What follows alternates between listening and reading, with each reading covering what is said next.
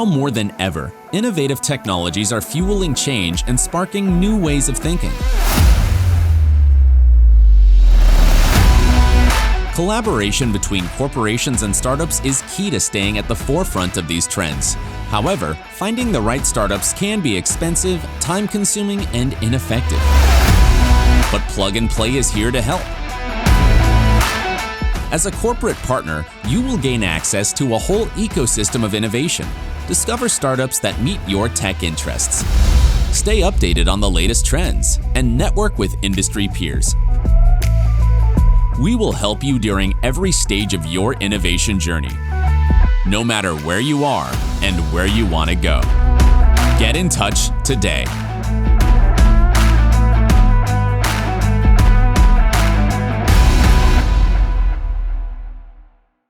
Hello, good morning, and good afternoon to you all. My name is Nathan Sunheimer, and I lead U.S. Healthcare Partnerships here at Plug and Play. We are so excited to have you here today for our Women's Health event in honor of Women's Health Month. Women's health is an incredibly important topic that we should all care about. As the World Economic Forum estimated that $300 million in investment in research for better female health could directly improve healthcare economics and indirect productivity costs, leading to a $13 billion return in a healthier, more equitable world for all. Overall, it's truly time to make women's health a priority. We are beyond excited to host this timely event, and we look forward to covering the latest femtech trends and insights into, and we look forward to highlighting 4 cutting-edge startups defining the future of women's health. So let's move toward the agenda for today. So today, we'll be covering women's health, and we'll have an overview of the investment landscape led by our femtech superstar, Ayah Hamdan. Then we will have 4 pitches from Rosy, Robotics, Renalis, and Syantra, and then we'll wrap up today with some closing remarks. So let's get this event rolling. So before we get into the content today, I'd like to give a quick overview about Plug and Play. We're the world's largest innovation platform in the world and one of the most active VCs in Silicon Valley. We connect the world's best startups with national and international corporations to help them bring technology and innovation to market faster. We do this almost in every industry worldwide, and when it comes to healthcare, we specifically address the needs to enhance care delivery and improve the patient experience and outcomes. Our platform has 3 components: startup acceleration, corporate innovation, and venture investing. On the venture investing side, Plug and Play is one of the most active investors in Silicon Valley, investing in over 200 startups per year. We focus on early stage, seed, and Series A global startups, and currently have 30 unicorns in our portfolio. On the corporate innovation side, we assist our corporate partners in their open innovation efforts, helping them to scout, discover, and test drive the right startups that can enhance their ability to innovate and find new revenue opportunities that advance their business. We do this for 500 corporations worldwide in 20 different industries. And then lastly, we run accelerators worldwide in 38 countries. The programs are run on behalf of our corporate partners who collectively choose the startups to enter the 12-week programs. We accelerate well over 2,000 startups each year, and Plug and Play has well over 50,000 startups in our network.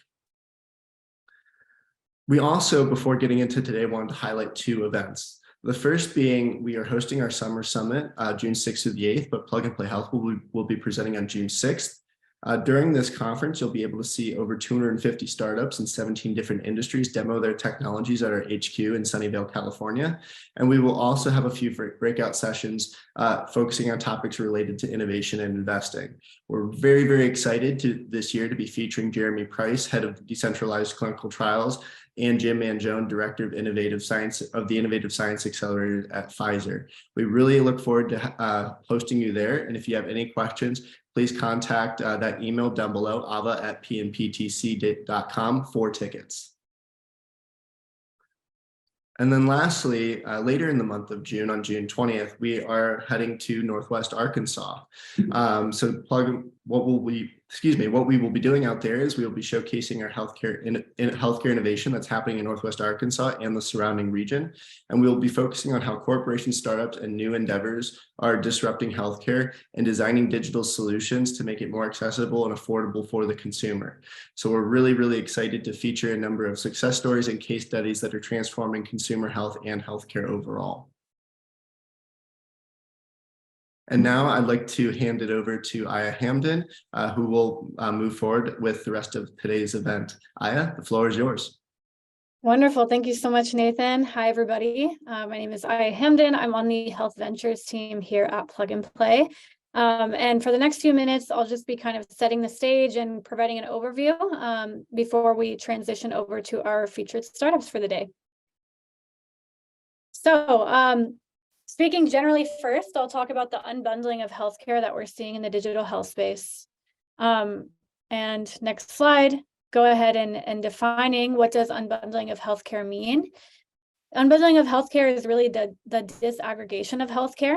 So one way to understand it is to think about other industries in which we've seen unbundling occur, such as the cable TV industry. We are no longer subscribed just to a single cable TV provider. We are now subscribing to Netflix, to Hulu, to HBO, and it's all being provided in this unbundled fashion.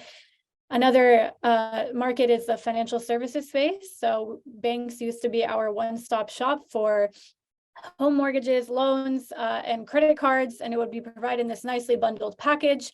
However, now we're getting these financial service solutions through individual fintechs, and it's being provided in a digitized manner. And unbundling certainly has its benefits. What they do is they provide value.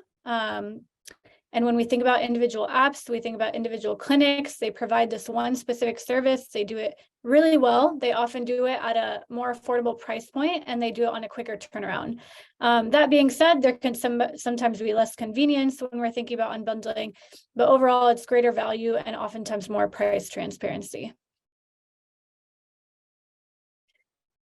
So one space we're certainly seeing unbundling occur is the femtech and the women's health space.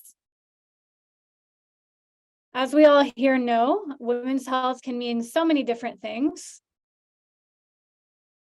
And femtech can certainly mean many different things. The term femtech itself has been a point of controversy and debate, but despite the debate around the term itself and what to call it, the message is clear. There's certainly a need for more personalized and equitable healthcare solutions for women. And now we're at a very prominent transition point where women's health is not just pregnancy care, it's not just maternal health or child health. Women's health means so many things, and there are these solutions coming into space that are picking one specific slice of the care journey. May it be menopause, may it be endometriosis or PCOS. The message is that, it's not just pregnancy or fertility. It's evolving into a much more niche and verticalized space.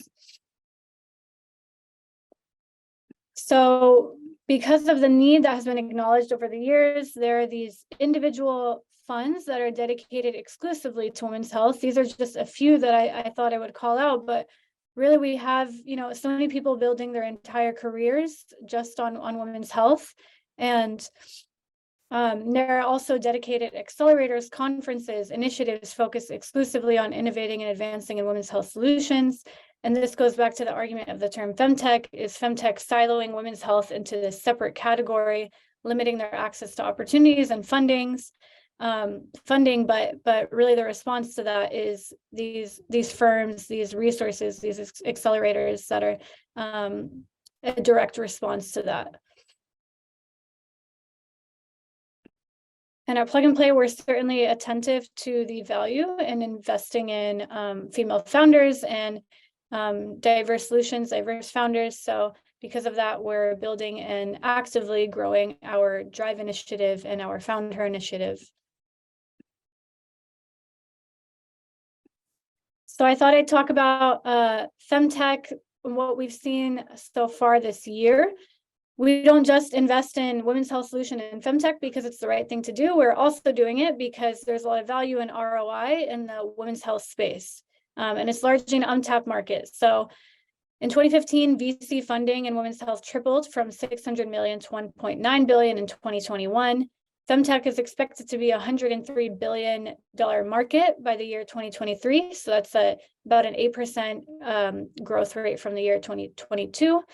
And with this expected flow of resources into women's health solutions, it's also important to acknowledge that there is certainly unpredictability. So as we can see in the graph, funding for femtech is no longer seeing sharp spikes in funding in the way that it did after the overturn of Roe v. Wade, but rather funding is leveling out And part of this is largely due to the overall market slowing down from the investment perspective.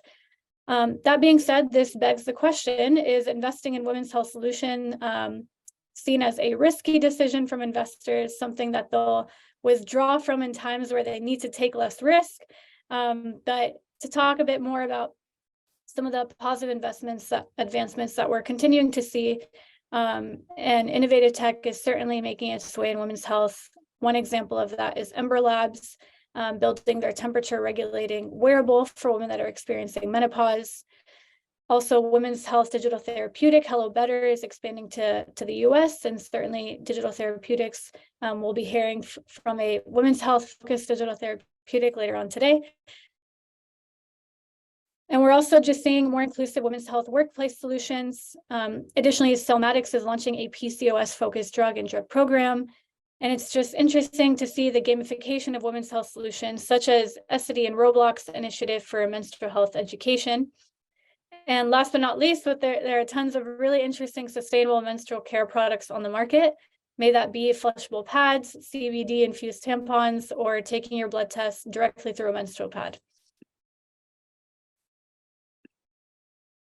And what I think we'll continue to see more of in the rest of this year and the coming year in femtech, we'll definitely see more increased corporate interest in femtech solutions. So as the market is down generally, investments are slowing down, IPOs are not happening with frequency.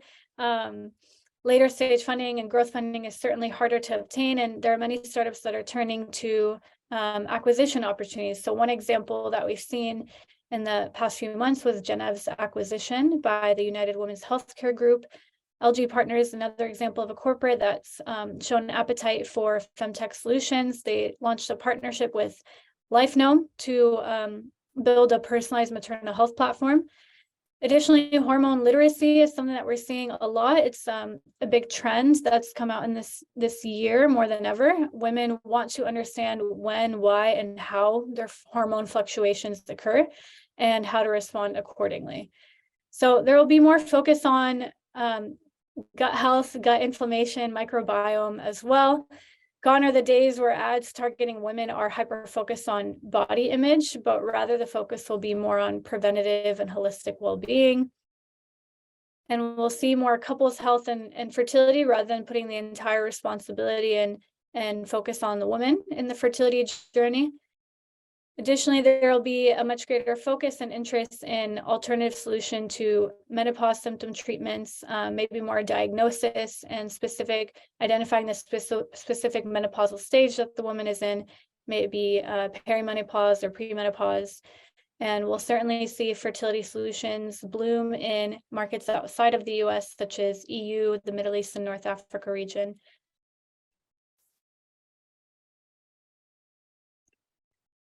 So it's important to zoom out as we're talking about the influx of women's health solutions and more verticalized care in women's health. Why is this so important now more than ever? And why has this been brought to the industry's attention now more than ever? We're, of course, still processing the aftershocks of Roe v. Wade's overturn and what that means for data privacy and technology. And maternal health deaths in the US are still higher than other developed nations, affecting historically marginalized communities inequitably. Infertility is on the rise in both men and women. 1 in 8 couples struggle to get pregnant. And the US continues its battle on whether to make birth control pills available over the counter. Of course, this issue has been brought to our attention in the US more than other countries, given the 19 million reproductive age women that are living in what we call contraceptive deserts, and nearly 8 million women in this age group are uninsured. Other things worth mentioning: 2 out of 3 Alzheimer's patients in America are women. 1 out of 8 women is likely to be diagnosed with breast cancer in the US. Women are twice as likely as men to experience depression. So there is much work to be done. And we'll be getting a chance to hear from 4 startups today that are bravely taking their own slice of the women's health journey. Thank you. And with that, we're transitioning over to startup presentations. So we have 4 amazing companies spending time with us today. We have Rosy, Robotics, Renalis, and Syantra.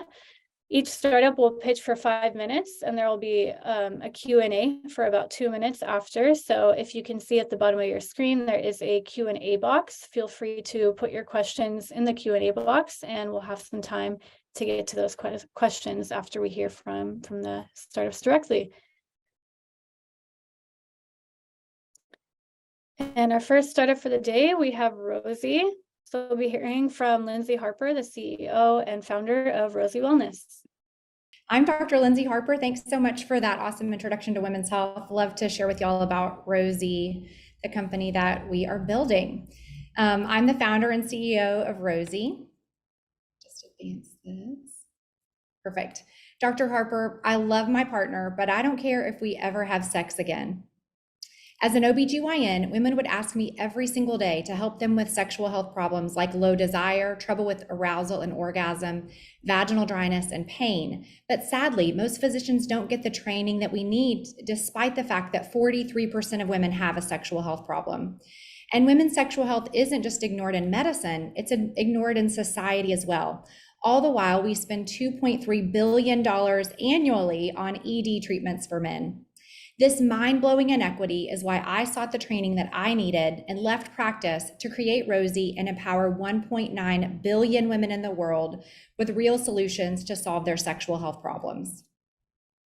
Rosy harnesses the power of the digital health experience by creating a personalized and patient-centered journey, complementing their doctor visits with education, behavior change tools, and support.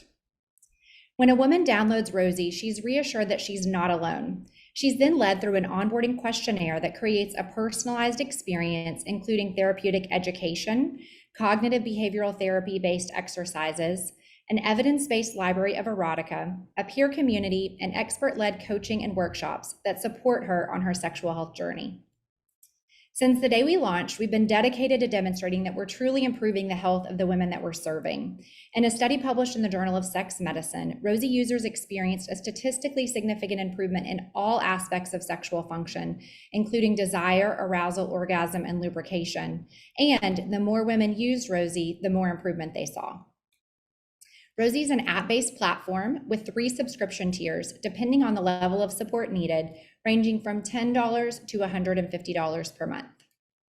As a result of the need for our solution and our validated approach, Rosy's healthcare provider community has exploded to more than 5,000 doctors and therapists, including 8% of US OBGYNs that now recommend our platform as the first line for women with sexual health problems. Our award-winning Rosy team is dedicated to the women we serve and will stop at nothing to see this mission through. We're made of doctors, psychologists, coaches, technologists, designers, researchers, and seasoned and successful entrepreneurs and investors, all pulling together in the same direction for women. The dedication and talent of this team are also evident in our traction. To date, Rosy has more than 170,000 accounts created on the platform, with a conversion to paid at 9%, which is more than triple industry average. The average length of subscription is 7 months, and we have a healthy LTV to CPA ratio of 3-to-1. Additionally, our ARR has grown by more than 150% year over year for the last 3 years. In 2021, Cedars-Sinai reported that Rosy was the only digital health platform that they would recommend to their patients with sexual health concerns.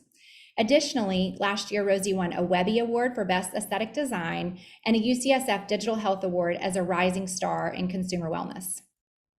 In a recent pilot with Roche through Plug and Play, Rosy was able to demonstrate our ability to improve patient behavior and healthcare outcomes in an in-app intervention about HPV and cervical cancer that resulted in a 62% improvement in educational scores. And we changed more than half of women who had low intent to be screened to a high intent to be screened for these important conditions, including HPV and cervical cancer. So a huge win for us, for Roche, and for the women on the platform as well. This traction, combined with these really important outcomes, have set us up perfectly to start to expand the business model and enhance our user experience through B2B partnerships.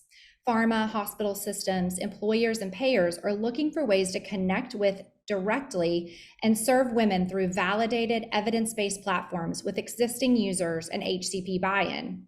We all meet these requirements.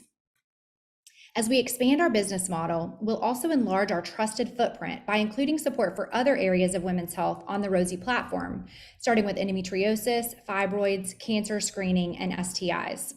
Our unique wedge in women's health, physician leadership, validated approach, and HCP enthusiasm will support this expansion, positioning us for ultimate success in women's health. Immediate pharma opportunities include commercialization with HCPs and patients, data analysis, and clinical trial recruitment and support. This approach unlocks tremendous value for Rosy, our partners, and women everywhere. This planned strategic expansion explodes our addressable market, which is now more than $72 billion. The much-needed reimagination of women's health has just begun. The opportunities that lay at our feet represent a watershed moment for Rosy and for women's health. We are in a powerful position to bring the dreams of women everywhere to life and change the future of women's health as we know it again. Thank you so much. Amazing. Thank you so much, Lindsay. So please do go ahead and put your questions in the Q&A box. In the meantime, as you can see, we had a poll pop up on your screen. Would you like to connect with Rosy? Please select yes or no. We'll give you a few more seconds on that. And to go ahead and get the conversation started, one question for you, Lindsay, how is Rosy different from other women's digital health platforms? I think we're different in a few really important ways. The first number is that we were physician founded, and I think that positions us really well in the market, not only from a credibility and trust perspective, but also from, in the lens of other healthcare providers. And I think that that's been a huge boon to the business in terms of the healthcare provider adoption. So we were physician founded and now recommended by more than 8% of OBGYNs in the country. As a startup, I think that that's probably the most enthusiastic, group of physician recommenders that exists. And that allows us to tap into that group for so many reasons, right? This network effect of, content creation, of recommendation to patients. These physicians bring us up within their organizations like Roche, like UCSF, like Kaiser, and say, hey, what about Rosy? We should really be bringing Rosy and women's sexual health to the patients that we serve and to the people, the members of our community. So that's really been a huge differentiator for us that I think works in our advantage in many ways. Yeah, absolutely. And that kind of leads into another question that we had. And how do partners benefit from working with Rosy? Yeah, there's lots of opportunities. I kind of outlined some of them, but the ones that have really been successful thus far have been commercialization efforts with patients and with healthcare providers. So I think there's an opportunity that that I think is unique to us once again, where new drugs or devices or other innovations that are coming to market, there may not be enough education, right? Because women's health is underserved to begin with. And how do we spread the word about these really cool innovations and change-making moves for women's health? And we have the platform to be able to share that information with patients and also with healthcare providers as well. So that's a huge one, as well as a lot of data opportunities when we're wondering how do patients talk about certain conditions? How do they think about it? How can we share that data to inform those marketing messages? And then lastly, the clinical trial recruitment and support. We have a huge audience of women who are actively engaged and looking for solutions. So the recruitment is a big piece, but also the support of patients who are already enrolled in clinical trials, both in the control and the intervention arms, so that we can really support, all patients in clinical trials. So I think that, those are some of the value adds that we bring, as well as, a trusted medical team on staff. We're very agile and can move quickly, and are really dedicated to making these projects successful. Yeah, thank you. We do have a couple more questions I think we have time for. So next question is, what will prevent fast followers from coming to the market and taking share? Yeah, such a good question, because obviously there's so much interest and excitement in this space, and there's so much work to be done. So I imagine that will be the case. I think the way that we enter the market in sexual health has been a huge boon and differentiator for us that allows us to take that healthcare provider enthusiasm that we've created and really say, hey, how we've helped all of your patients with sexual health issues? Let us do that for you when it comes to the really sensitive and tough counseling for STIs. Let us help your patients, with cancer screening reminders. Let us help your patients with chronic pain due to endometriosis, more successfully navigate those challenges. And I think that baseline level of trust and enthusiasm that we've already created in the community, simply from the way that we enter the market, is a real, moat for us to prevent, that from happening in other cases. Great. Thank you. And last question was more about business models. So do customers go through the D2C and B2B, or is it strictly based on provider recommendations? Yeah, so we have, really two legs of the stool right now, which are D2C traditional. Patients might find us through organic social, through paid search and social, but we also have the provider recommendation engine. So it's really, we serve both audiences, and they both help to, create the product, and we keep consumers, at the heart of every decision that we make. Yeah, wonderful. Thank you so much, Lindsay. It was great having you again. Thank you. And thank you for being here with us. We're going to go ahead and transition on to the next startup, which is Oma Robotics. So we have Gurjeet here with us, the CEO and founder. Oma Robotics provides med devices and services with a focus on fertility care. And with that, we will transition over to Gurjeet. Hi, I'm Gurjeet, one of the co-founders and the CEO of Oma Fertility, where our mission is to make parenthood possible for more people through AI and human-centered care. I want to give you a quick introduction to our technology and what it does today. Our aim as a company is to utilize artificial intelligence to help automate more parts of the embryology process in order to increase the success rates of the IVF cycle. The first product that we have developed uses AI to help with the sperm selection process. I will now give you some context behind why selecting the best sperm cell is a critical part of the process and why it matters. In a typical IVF cycle, the embryology lab is dealing with about 10 or 20 eggs. And eggs are obviously extremely precious. Eggs become embryos. And so therefore, the aim of the embryology lab is to convert as many eggs as possible into healthy embryos. But since eggs are so few in number, there is really no selection in eggs. You get what you get, and your aim is to use all the eggs that you've gotten in the retrieval to convert into embryos. On the other hand, in a typical healthy male sperm sample, there are 100 million sperm cells. Also, in a typical healthy male sperm sample, only 4% of these cells are considered to be normal according to the WHO criteria for sperm grading. Today, an embryologist looks at 20 cells out of the 100 million for about 10 seconds before they pick one sperm cell to fertilize an egg with. And again, if you can compute the probability of the 20 cells seen out of 100 million, even containing one of the 4 million normal sperm cells, the chances are so abysmally small that selecting the best sperm cell is not a human scale problem. Our product, Oma Sperm Insight, helps an embryologist select the most promising sperm cell in real time by helping them analyze about 20 times more sperm cells than they ordinarily would have. Let me show you a quick demonstration. Without the Oma Sperm Insight technology, this is what an embryologist sees when they look under a microscope for selecting a sperm cell. Now, I can train any 10-year-old to eliminate 80% of these sperm cells in this field of view, because most of the sperm cells are not even moving, and many of them have obvious physical defects. So eliminating most of the sperm cells that are observed is actually pretty easy. On the other hand, distinguishing sperm cells that are just okay from the sperm cells that are really promising turns out to be really, really difficult. And that's where AI can help. By comparison, this is what Oma Sperm Insight looks like. When an embryologist looks at the Oma Sperm Insight screen, they see all the sperm cells have these little annotations around them.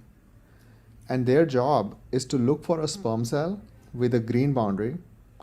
And when they see a sperm cell with a green boundary, they can click on it And when they click on that sperm cell on the right hand side of the screen, they see a detailed video of the sperm cell at a much higher magnification than they would have seen in the optical microscope. And if they agree with the assessment of the machine learning system and the AI system, they can pick up the sperm cell there and then to fertilize the egg with. If they don't agree with the assessment or they haven't found a green sperm cell, they can continue to look through the sample until they see a sperm cell that has a green boundary, which is recommended by the AI system, and whose assessment they agree with, so that their expertise and the expertise of the machine can come together in helping them find the most promising sperm cell. That's the magic of Oma Sperm Insight, our first AI product.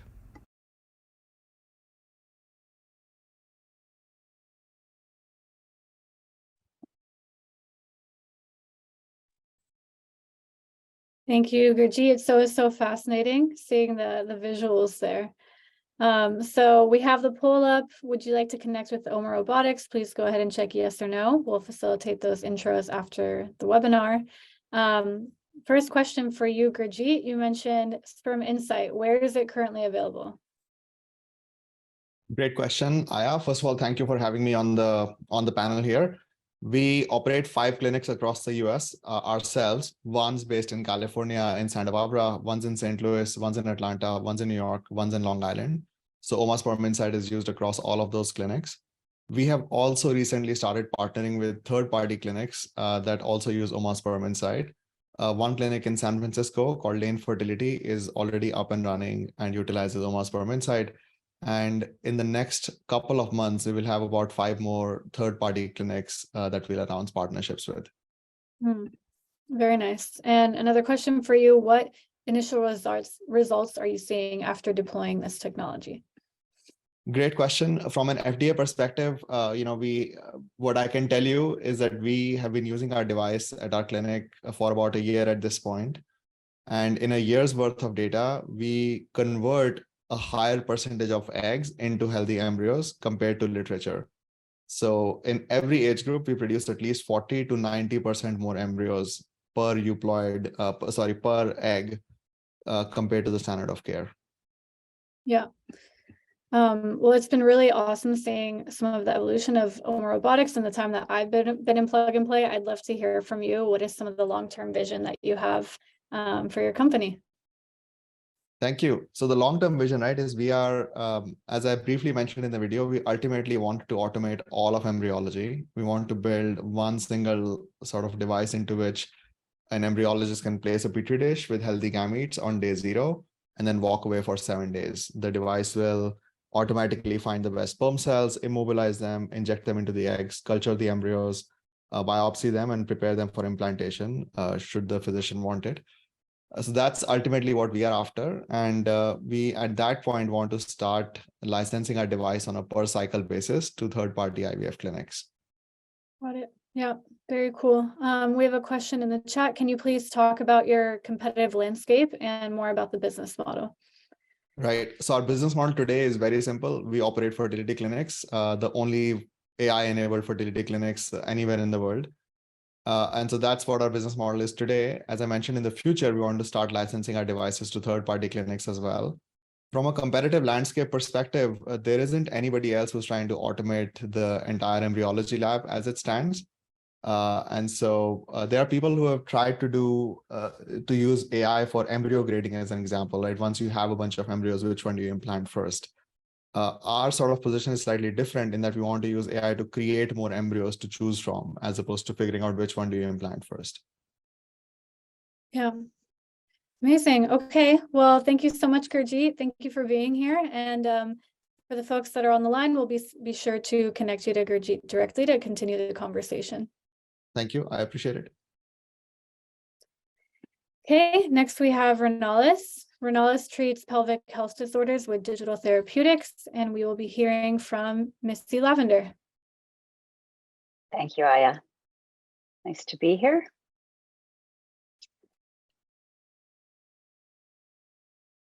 So hello, everyone. I'm Missy Lavender. I'm the founder and CEO of Renalis Health, where we're creating software-based solutions for conditions below the belt that we lovingly call pelvic health disorders. So think about leaking, bleeding, chronic pain. That's our space. So we're addressing the leaking bucket first. Why? Well, quite simply, it's huge. So bladder disorders easily affect 1 in 3 women.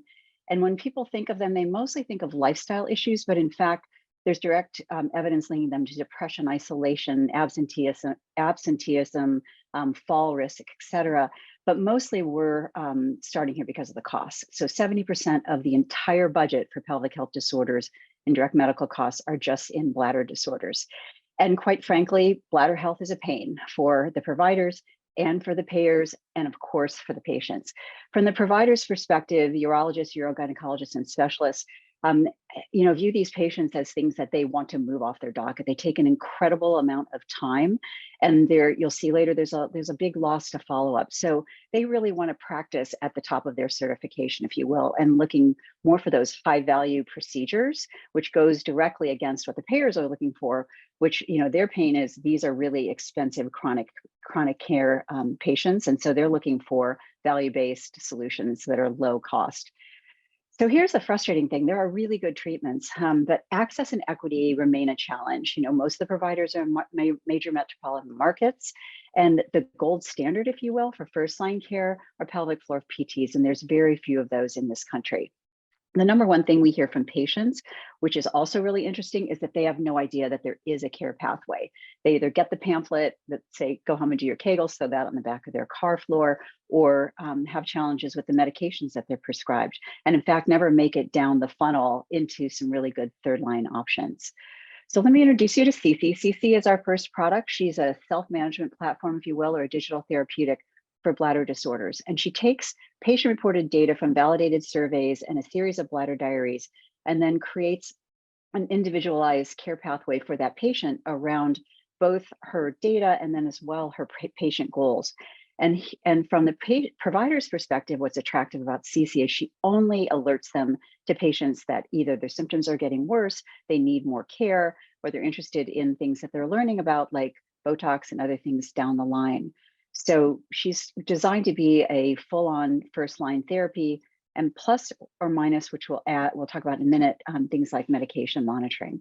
So for the providers, again, this takes these high-touch patients and really frees up their time and delivers more opportunities for them to increase ROI. From the payer's perspective, again, this is something at home, value-based, inexpensive that can improve outcomes, decrease costs. So from a company's perspective, we're really excited to have completed our proof of concept for our overactive bladder product last year. In Cleveland, they've asked us to create a second product, which we did specifically for all bladder disorders, focused on primary care patients. That's in a study right now. But what we're really excited about is a market opportunity with a couple of strategic partners. We're creating we're frosting the cake, if you will, of that overactive bladder product by including medication monitoring. So this, in effect, takes the patients at the top of the funnels for these urologists or urogynes and handles them until they need more care down the funnel. So we're partnering with a large nurse navigation company that focuses just in urology and a private urogynecologist in Chicago to run these pilots.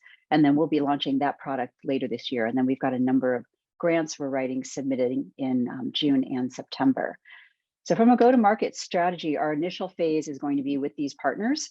The nurse navigation company services 15,000 to 18,000 patients a day, and they have 800 bodies. And then we have a number of KOLs who literally co-developed CC that we'll be tapping into. But the big opportunity is the at-risk providers, especially people focused in senior care, where overactive bladder and other bladder disorders really tick up over 65.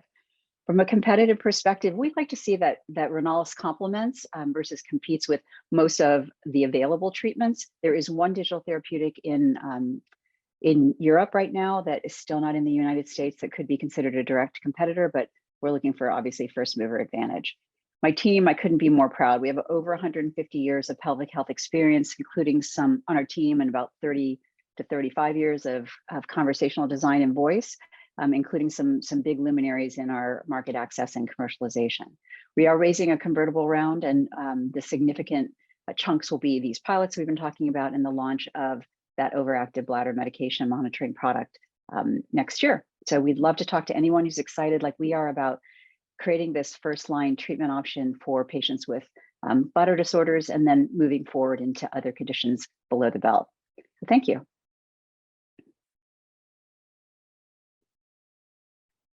Thank you, Missy. And you kind of set the poll up for yourself. If you'd like to connect with Renalis, please do go ahead and give us a response in the poll. And first question for you, Missy. You mentioned your proof of concept study, CC. Would love to hear more about that and how it was able to improve quality of life for patients. Yeah, thanks for asking. So we have to glaze over that in the presentation, but what was really exciting to us is we had all the primary and secondary outcomes you would imagine for overactive bladder patients. You know, the number of times they went to the bathroom, their level of urgency, whether they leaked, how much they drank, how much they peed, what they drank and peed, et cetera, or what they drank, I should say. And everything was positive statistically, including actually anxiety, which was another marker we threw in there just to see what would happen. But the one that I was most excited about is even though they necessarily didn't change how much they drank and how much they peed, because we actually did have them measure, but what they drank was really different. So they decreased their percentage of bladder irritants by over 51%.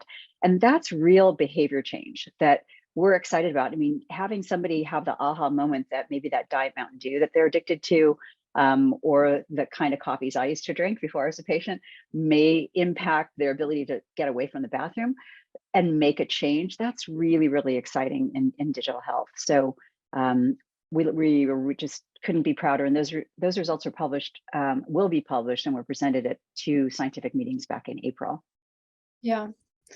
And another thing that I'd be really interested to hear from you about, there's a lot of conversations around digital therapeutics in the industry right now. A lot of headlines coming in, one of them being the bankruptcy declared by Pear Therapeutics. What's your perspective on, you know, kind of the controversy and the conversations, and how has this impacted your perspective or fundraising for the company? Great question. So the obvious gorilla in the room was Pear. They did a lot of incredible things as far as, you know, plowing the market around everything, you know, access, reimbursement, et cetera. I used to do investor relations, so there's a lot of things that we're learning from them that we will choose to do differently. And for us as a company, we started with the intent of taking our OAB product through FDA clearance. We've had fantastic meetings with FDA, and that will happen in the future when the market comes down. We put a pause on that process. It's also about $2.5 million raise we would need to be doing in this kind of market. So instead of that, and based really more around the opportunity that we had to create a different product, we have chosen, again, to pause that and bring this other product to market, for which we are not going to seek FDA clearance. So, you know, there's a huge bill on the floor of the Senate and the House that we're all working as an industry to get passed that would allow Medicare to pay for these therapeutics. That's long overdue. And I believe that will happen. We're not going to hold our breath until it does. But, you know, obviously digital health is not going anywhere. And I believe it very strongly in the industry of digital therapeutics. So we're just marching along with this opportunity to get a product to market quickly. Yeah. Yeah. And another question was around, are you only interested in alliances with medicine partners? There's or incontinence products. Just trying to figure out the best way to word it, but hopefully you understand. Yeah, no, I mean, for us, we are very definitely interested in strategic opportunities with devices in pharma in the space of bladder health. But as you noticed in the beginning, pelvic health is our space. So leaking, bleeding, chronic pain. We actually started with an abnormal uterine bleeding version of CC that was really exciting. We got an SBIR for that, and it was focused on a mother-daughter coaching scenario. So we're really interested long-term in fibroids and endometriosis opportunities, but also our next product absolutely will be in the fecal incontinence area, which I know is a really scary word, but it affects about 25% of the patients that go into urogynecology and urology care. And, you know, those patients are, you know, really severely in the water closet, and yet, you know, some of the same things that we do for bladder affect bowel. And then chronic pain is definitely in our sights. So anything below the belt. And I also want to say to anybody out there who's not assigned female, we'll get to you in the future because everybody has a bladder. Absolutely, this version of CC will be available in the future for you. Very cool. Well, thank you so much, Missy. It was wonderful having you, and we'll be sure to follow up with any direct throws that came in. Thanks, Ayah. Appreciate it. Okay, and last but not least, we have Syantra. Syantra Inc. is a precision healthcare company changing the way cancer is detected and treated with breast cancer. So I will pass it over to Tina Rinker from Syantra. Hello, I'm Tina Rinker, co-founder of Syantra. Syantra is a precision medicine company changing the way cancer is detected and treated. It was spun out of the University of Calgary in 2016. We've developed over the past decade a new platform for blood testing. It's RNA-based. It's currently on the market. Regulatory has been achieved in many jurisdictions, and the reimbursement path is defined. As it is platform technology, it's applicable to many other indications. Early detection is key, but it poses a challenge in terms of access and in terms of technical ability to be able to detect early stage disease. Blood tests are a potential solution. However, first generation tests have not been able to achieve the sensitivity for early stage detection that's desired. So the goal is to address this challenge with a decentralized scalable testing platform. Syantra DX is a potential tool to address this issue. Syantra is addressing this gap in early stage detection where survivability is high, as denoted by the orange line here. There's a gap in the blue line in terms of early stage detection of the current tools available on the market. And Syantra is addressing this gap with a high sensitivity liquid biopsy technology. This is proprietary platform. The platform detects specific RNA biomarkers, a platform of biomarkers present in whole blood that are based on the body's response to cancer, then measures these with our unique platform and uses AI-informed software for interpretation of the results. In terms of breast cancer, many women are being let down by the current standard of care. 60% of women ages 35 to 50 are detected beyond stage 1. And mammography is imperfect. The performance of mammography drops with increased breast density, and 50% of women have increased breast density. Syantra DX breast cancer is addressing this. The simple process to use the test is a physician's requisition, blood is drawn and processed in an accredited laboratory with results provided back to the physician. There's a large and growing market for this type of technology, with the breast cancer liquid biopsy market growing at over 18%. The go-to-market strategy, currently we're on the market in Canada as a private pay test. This is available in over 100 cities across Canada. We also have CE mark registration, which provides market access to Europe and other CE mark countries, and our CLIA and COLA registered and accredited, which provides access to the US market.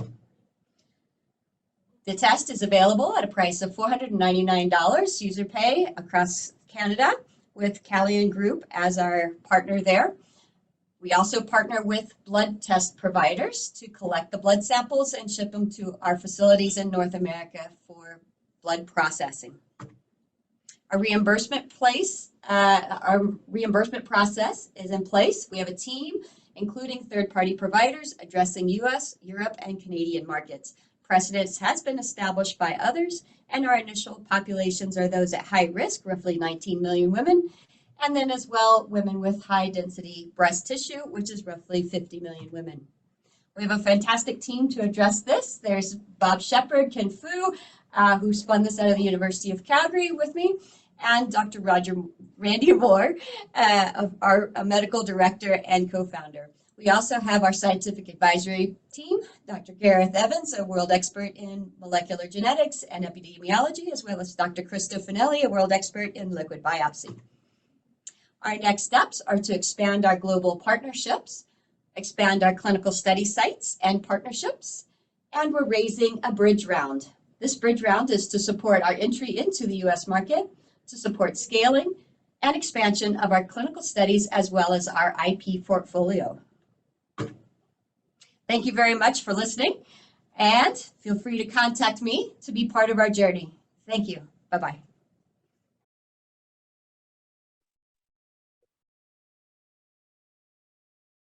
Thank you, Tina. Folks in the audience, please go ahead and make a selection if you'd like a direct introduction to Syantra. And Tina, from there, we'll go ahead and get started with our first question. The question is, would you provide more on the types of potential partnerships that you're looking for? Sure. Yeah, Syantra is currently engaging in partnership discussions around distributors and lab partners for distribution and entry into the European markets, as well as the North American markets. So partnerships in terms of our current technology and distributing and scaling that into the different markets and partnering on the marketing, as well as partners on the pharma and diagnostic side for pipeline development, pilot projects, clinical groups. We have a pilot going with one of the clinical groups in the US to, as we're getting ready to start the pilot project with a clinical group in the US. And so we're continuing to look for partners across different areas of the company. Mm-hmm. And there is a question, what is the accuracy of the test?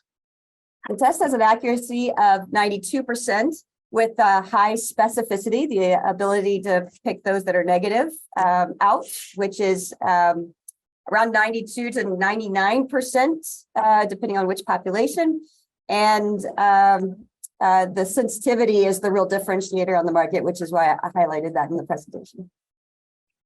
That brings me back to my time studying epidemiology in grad school. I haven't thought about these terms in a while. But yes, okay. Yeah, the high specificity tests are really needed when you're in the early stages of screening. And so the current standard of care, mammography, has a good specificity, but still has a lot of false positives. So a lot of women are getting called back. So first-time screeners, about 20% of them get called back for additional imaging. And about 10% of those get called back for a biopsy, and about 80% of biopsies are negative. So there's a lot of need in our system for new tools. Mm-hmm. Yeah, absolutely. I'm hearing a lot about breast cancer early detection and dense breast tissue. How do you fit in the heightened awareness of breast cancer detection needs? Yeah, there's a lot going on. It's a very exciting time to see a lot of this advocacy and push. We've just seen, for example, a few months ago, the FDA requiring manufacturers to report on breast densities to women. Also, the age has been lowered by the U.S. Preventive Task Force to 40 to start screening. A challenge is the technology, mammography, that is paid for in most reimbursements is less sensitive. So that means it detects cancer when it's larger as opposed to when it's smaller. So we're trying to move detection to earlier stage, invasive stage of stage 1, for example, where 60% of women are still detected after stage 1 in the younger age group. And breast density, about 50% of women have increased breast density, which is skewed towards younger women. And so it's this, that there's a true gap in the system, but now is the time to advocate for changes in technology and for additional funding to support technology development in this area. Yeah. And we have a question, would this test replace the MAM callback? Yeah, the mammography. Yeah, so this test is to be used in the early stages, so pre-diagnosis of breast cancer. And this test will have to see when additional studies come out as far as where clinicians are using the test. There's 2 locations. One, lots of screening went down during COVID, so it's hard to have an accurate number of the percent of women that are actually undergoing their regular, for example, yearly mammography screenings. But targeting that women or that population, providing additional tools for women to screen and be tested is important. So this test is validated for women 25 to 80 that have not had a previously diagnosed cancer and not had a breast surgery within the past year. So within that context, we have 2 locations, the initial screening, as well as the after concerning mammogram, additional information that's provided to the physician and the patient about informing what for that individual might be the right path. Great, thank you so much, Dr. Rinker. That's all the questions that we have, and we'll be sure to follow up with any requests. Okay, and with that, we're closing up right on time with a few minutes to spare. Thank you everyone for joining today. We have one last poll for you, and that poll is, would you like to connect with me directly? If so, please go ahead and check yes. So whether you're an investor that would like to exchange deal flow around women's health startups, or if you're a startup in the femtech women's health space or digital health generally, happy to connect and chat. Or if you are representing a corporate and would like to have a conversation with Plug and Play, we're very much open to any of those things. So please go ahead and make your selection. And thank you so much for everyone that took the time to log on today.